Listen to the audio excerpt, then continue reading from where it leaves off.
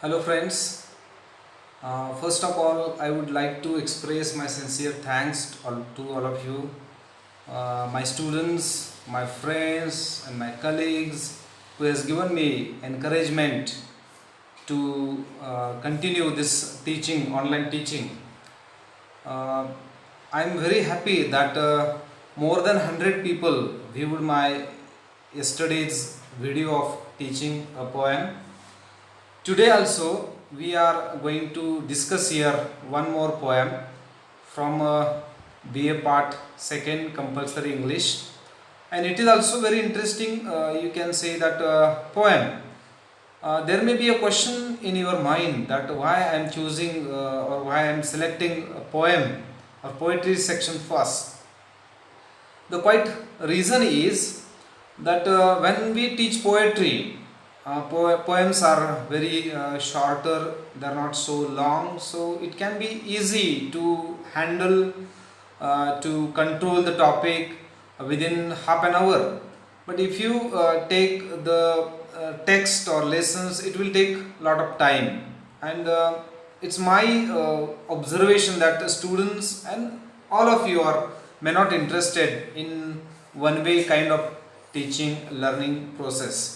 So with this, what you can say that what is in your mind about this online teaching? It is the need of time, and I have to accept this, and I have accepted, and so that I am taking, you can say that, efforts to come in front of you with different type of topics. Today also we are going to see here a very beautiful poem. The title of this poem is There is garden in our face, and it is written by, or it is composed by, Thomas Campion. I already told you that the title of this book is Ability Enhancement Compulsory Course, that is known as the English for Communication. It is based on choice based credit system, semester 3rd, module number 4B. And the title, again I am repeating the same thing, There is a garden in our face. Thomas Campion. Who is Thomas Campion? Let us see. In the introduction we are going to see who is Thomas Campion. Thomas Campion is 16th century poet, very famous poet, who was also a musician, a dramatist, and he is famous for his mass, one of the kind of drama, one of the genre of the drama. He is also famous for he is also famous for love lyrics, and these love lyrics, they are based on intonation. Because of him, or he influenced modern poets like Ezra Pound, W.H. Auden, Robert Creeley. These poets, they are known as the imagist poet. The speciality of his or this poem is he used very figurative kind of language, or this poem is full with figurative language. What is a common topic of this poem? The common topic of this poem is man's admiration for a beautiful woman. I already told you that this poem is a love lyric. The topic of this poem is, you can say that, love. The word love itself has created, you can say that, interest among the readers. I am sure that when you listen, when you come across with this poem, most of you may remember your college life, your school days, because this poem deals with some kind of, you can say that, experiences of poet, maybe some imaginary people who may not have or may have some kind of experiences about love. So let us see how is this poem. Before going towards this poem, let me tell you that Why the poet has chosen this topic? It is said or it is believed that those who are failure in their love, they used to write love poems. But there are some exceptions, and I think the poet is one of them. Thomas Campbell is one of them. He is not failure in his love life. He may be successful because he has described, he has, you can say that, compare the face of his beloved with a garden. There is an indirect comparison. We can say that metaphor. We can say that metaphor. Figurative language. I already mentioned that the poet is successful to use figurative language. Let us see in this poem how poet has successfully described, compare the face of his beloved with the garden. It's not a comparison. Again, it's not a comparison, but he directly says that there is a garden in her face. So poets, lovers and scientists, bird watchers, they are lunatics. They are mad people. They can do anything. They never think about the, you can say that, people, society, other people. They have their own world. It may be a imaginative world. And this poem is very much suitable for imaginative world, or all the things which are imagined by the poet in this poem. Let us see the title, There is a Garden in Her Face. In the present poem, Thomas Campbell has, you can say that, described, he finds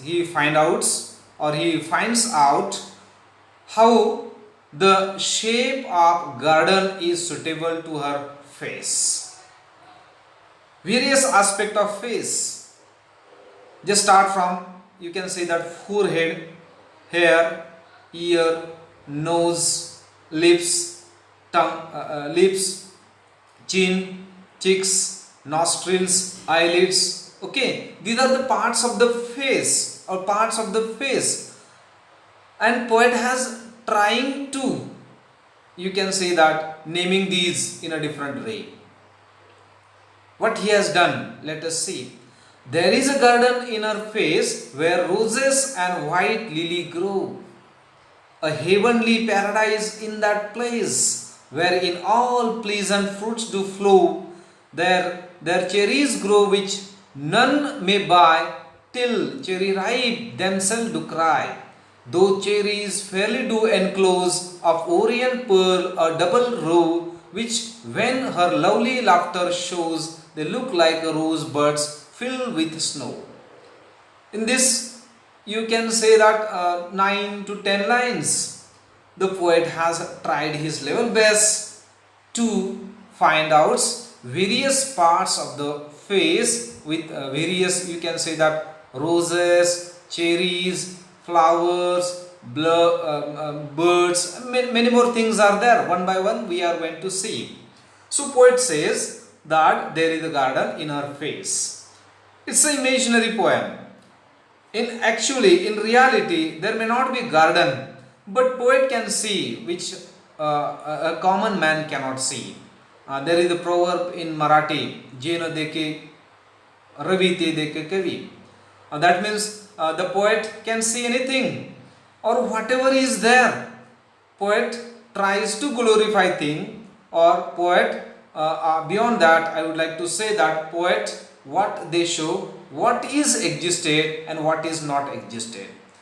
Garden in face cannot be existed, but it's imagination of the poet, and as per his imagination, he says that there is a garden in her face, where roses and white lilies grow. Just see, what's imagination? I know that you say that to his, he says to his beloved, or he himself telling his, you can say that, love, he is communicating his love to us. As a reader, we must try to understand the meaning between the line, the meaning between the words. There is a garden in our face where roses and white lily grow. There is a garden. Okay, very good. There is a garden. But this is not the garden, empty garden, where roses are there, white lilies are there, they are growing.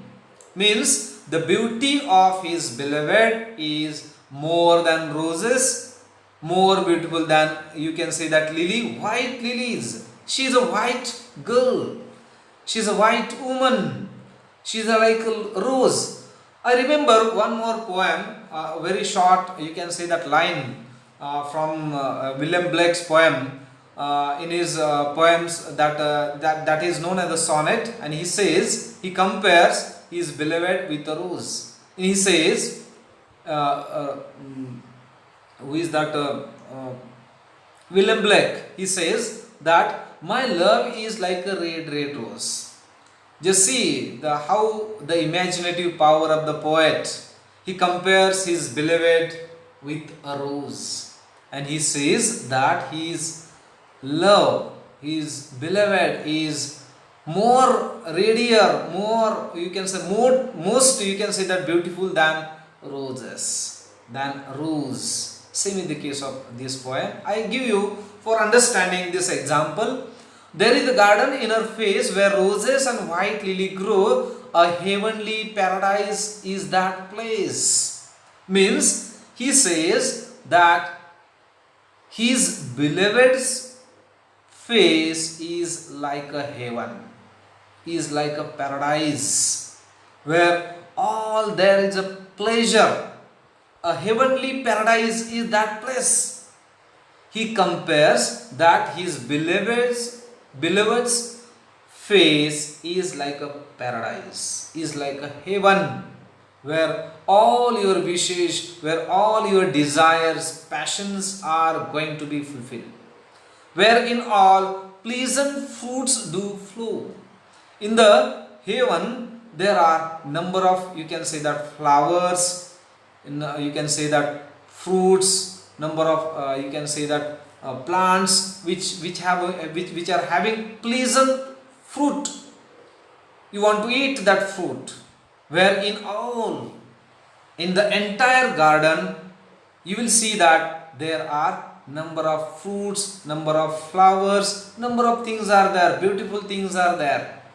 Okay, in this way the poet is trying to glorify the beauty of a woman. She may not be so much beautiful, but poet says, because he loves. Love is blind. Love is blind. A man is always blind who falls in love. Man is always blind who falls in love. In the same way, he is a blind, he is a mad, he is a lunatic, and he says that there is a heaven, there is a paradise in her face, there is a garden in her face. There cherries grow which none may buy. Cherries, a very small reddish color, red color fruit is there, very sweet, sour kind of taste is there, and that cherries grow which none may buy. Day by day, the beauty of his beloved is growing. Day by day, the beauty of his beloved is growing like a cherries. Now, in the next line, he says, till cherry ripe, themselves do cry. Ripe, ready to eat. Cherry is also another comparison of beloved and cherry. Cherry is ripe. That woman is, that beloved or his beloved is now ripe. She is matured to be enjoyed, to enjoy. And so that he says, their cherries grow which none may buy. Nobody can dare. Nobody can, you can say that, buy. Nobody can purchase. Till cherry ripe, themselves do cry. They are ripe, they are ready to eat. Those cherries fairly do enclose. Those cherries fairly do enclose. All they are around. The beautiful cherries, reddish, red color cherries, they are surrounded. They are surrounding around this woman, this you can say that beloved of Orient pearl, a double row. They are in a double row. They are in a double row. They are Orient. Orient means they are coming from East countries, like a pearl ornament which are used by the women, especially in especially in the Eastern countries, like India, where pearls, diamonds, golds, silvers are used to decorate, to beautify. So these cherries have enclosed her like a orient pearl in a double row. See, very simple and very, you can say that right perfect words have been chosen by the poet to describe the beauty of a woman, the beauty of his beloved.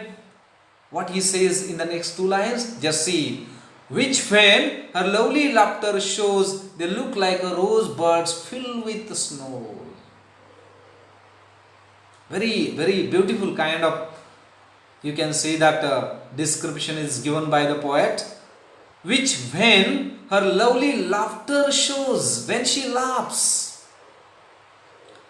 her laugh, her smile looks like a rosebuds filled with snow. When a girl laughs, her teeth, you know that when she laughs very slightly, her teeth are open and they are looking like, you can say that pearl. They are looking like a pearl, or you can say that they are like a rosebuds. It's not a fully, you can say that developed flower, rose flower. So they are birds with a snow covered, or you can say that face. Very interestingly, poet has, you can say that described the beauty of his beloved. In the next two lines, what he says, just see, yet they not appear, nor prince can buy, till cherry ripe, themselves do cry. There is no one who can buy, neither a noble family, neither you can see that royal family, any prince, any king. In Marathi we can say that any Raja, who cannot purchase, who cannot buy that woman, that lady, that girl, till cherry ripe, themselves do cry. Even though she is ripe, she is compared to the fruit. When fruit is ripened, you can enjoy.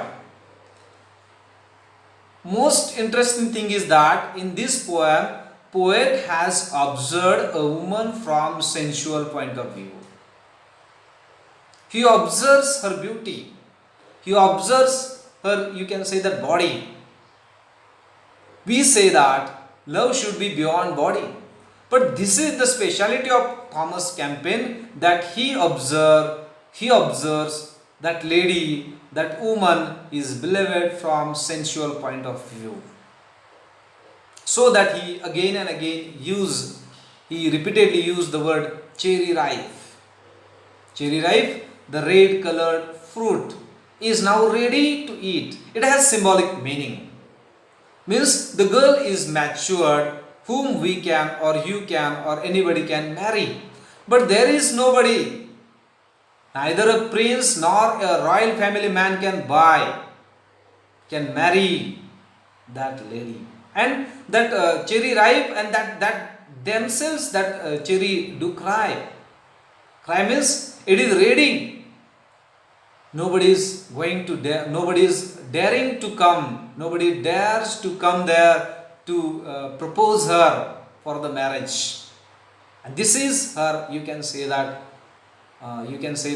this is her sorrow. This is her weak point. She's so beautiful, she's stunning, beautiful, stunning, gorgeous, pretty, most beautiful woman, and there is nobody can dare to come in front of her because she is so beautiful. Sometimes it is said that beauty is a curse. Beauty is a curse. In the same way, she is very much beautiful, but nobody can dare to come because too much beauty is like a curse. Now, in the last two, 4, 5 lines, what he described, how he describes, let us see. Her eyes like angels watch them still. Poets are very much, you can say that, interested in the eyes of the beloved. Mostly, the poet compares eyes with the stars, eyes with the moon, eyes with the, you can say that, pearls, diamonds, many more things. And in this poem, Thomas Campaign has, you can say that, compare the eyes of his beloved with angels. Angels, innocent. They are like angels, innocent. Her brows like a bended bows to stand. Brows, eyebrows, like a bended bows to stand. Do stand. Bows, arrows and bows, bended. Her brows like a bended bows to do stand, threatening with piercing frowns to kill all that attempt with eye or hand those sacred cherries to come nigh, till cherry ripe themselves to cry. It was like a threat. It was like a heart to kill. When I see that beautiful girl, when I see that beautiful woman, I feel that it is a threat. I feel that they are hurting, they are touching, they are piercing, they are killing me. All that attempt with eye or hand those sacred cherries to come nigh. I know that she is very beautiful, but it's not possible for me to go and to get her. Though that woman is mature, though that woman is very much mature to marry, like a cherry which are ripened, they are crying themselves. They are crying themselves. Poet has successfully described the sensuality of a woman in this present poem. You may not or you may like this poem, but I personally feel that this is the best poem to understand. This is the best poem to think over about the beauty, about the love. So what we learn from this poem, what is the vocabulary, what are the new words which we have learned from this poem? Enclose, I already mentioned, I described that surrounded. Enclose, surrounded. Orient, the east countries. Peer, member of nobility, noble family, royal family. Frown, her angry looks of that beautiful woman, lines on forehead, nigh, almost no, ripe, prepared to eat, pierce to hurt, to pinch. Now, what kind of message the poet has given through this poem? It is said that love lies, like beauty lies. Beauty lies in the eyes of holder, like that love is also lies in the eyes of holder. Beauty is the strength of woman, and strength is the beauty of man. So, this is the message given by the poet. Another aspect of this poem is, this is emotional kind of love which is depicted in this poem. And this poem is a depiction of beautiful woman. This poem is also a depiction of sensuality of woman. And in the last two, you can say that part of this poem, it is also admiration of love and sensuality. So I try my level best to explain this short lyrics in my words in a simple way, in a easy way. Try to understand, and I hope you understand. And if there are any questions, any problems, any queries regarding this poem, you can directly contact me, you can comment. And this is my last request to you, that try to understand the poem, and if you like this poem, my teaching, for my improvement, for my encouragement, please, again I request you, please like and share my videos. Thank you very much.